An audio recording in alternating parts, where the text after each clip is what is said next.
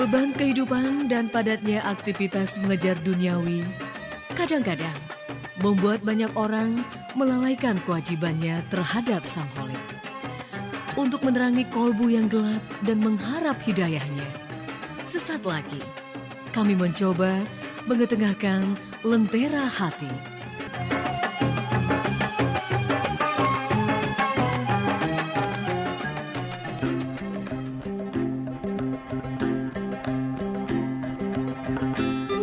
Lentera Hati kembali hadir di sore hari ini, menemani Anda dengan kisah-kisah teladan Islami. Baik pendengar, di kesempatan sore hari ini, Lentera Hati akan berkisah mengenai sisi lembut dan kasih sayang Rasulullah. Dalam sebuah momen perjalanan bersama Rasulullah, para sahabat pernah menyaksikan seekor humarah, semacam burung emprit bersama dua anaknya. Entah dengan alasan apa, mereka tiba-tiba mengambil kedua anak burung itu. Tentu saja sang induk berontak dan mengepak-ngepakkan sayapnya. Rasulullah yang saat itu sedang membuang hajat tak tahu apa yang dilakukan para sahabatnya.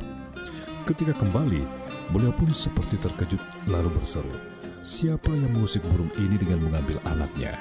Kembalikan anak burung itu kepada induknya." Belum lama Nabi berhenti menasihati, beliau melihat lagi peristiwa ganjil. Sebuah sarang semut hangus terbakar. Siapa yang telah membakar sarang ini?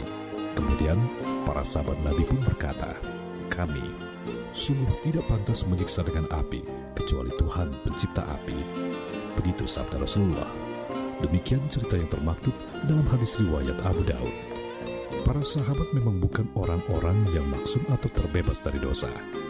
Tapi dari kekeliruan mereka, Rasulullah memberikan sejumlah pelajaran kepada umatnya. Tingkah para sahabat yang mengganggu induk burung dan anak-anaknya, serta menghanguskan kerajaan semut, membuat Rasulullah merasa perlu untuk menegur.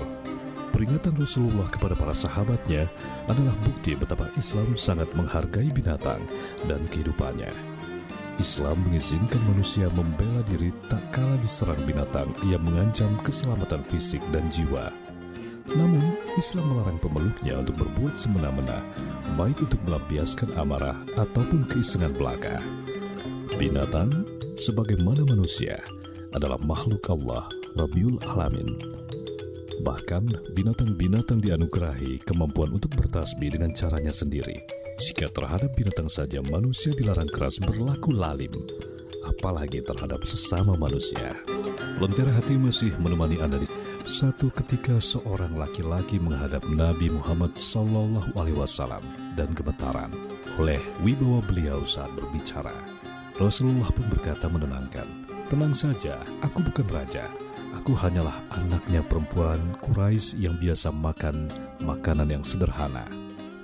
Ketika Rasulullah datang di Mekah setelah sekian lama hijrah, sahabat Abu Bakar Siddiq radhiyallahu anhu sowan bersama ayahandanya, Utsman yang lebih terkenal dengan julukan Abu Quhafah.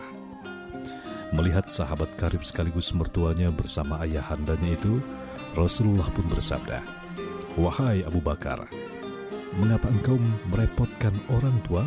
Mengapa tidak menunggu aku yang sowan beliau di kediamannya?" Sahabat Abdurrahman ibnu Sakhir yang lebih dikenal dengan Abu Hurairah bercerita, "Satu ketika aku masuk pasar bersama Rasulullah. Rasulullah berhenti, membeli celana dan berkata, 'Pilihkan yang baik.' Mendengar suara Rasulullah, si pedagang celana pun melompat mencium tangan beliau. Rasulullah menarik tangan beliau sambil berkata, 'Itu tindakan orang-orang asing terhadap raja mereka. Aku bukan raja, aku hanyalah laki-laki biasa seperti kamu.' Kemudian beliau mengambil celana yang sudah beliau beli. Aku berniat akan membawakannya, tapi beliau buru-buru bersabda, 'Pemilik barang lebih berhak membawa barangnya.'" Dalam kisah lain juga disebutkan bahwa Rasulullah sering naik atau membonceng kendaraan paling sederhana saat itu, yaitu keledai. Rasulullah suka menyambangi dan duduk bercengkrama dengan orang-orang fakir miskin. Menurut istri terkasih beliau, Sayyidatina Aisyah radhiyallahu anhu dan cucu kesayangan beliau Hasan ibnu Ali radhiyallahu anhu, Rasulullah mengerjakan pekerjaan rumah, membersihkan dan menambal sendiri pakaiannya, memerah susu kambingnya, menjahit rompahnya yang putus, menyapu dan membuang sampah, memberi makan ternak, ikut membantu sang istri mengaduk adonan roti dan makan bersama-sama pelayan.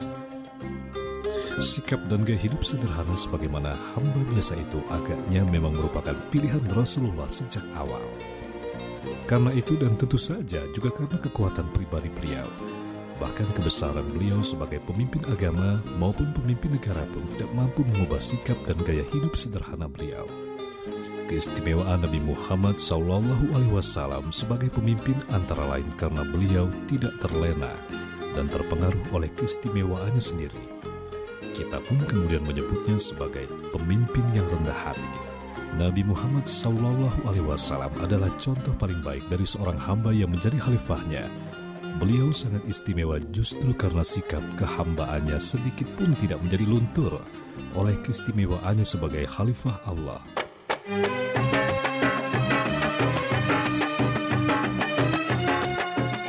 Demikian Lentera Hati.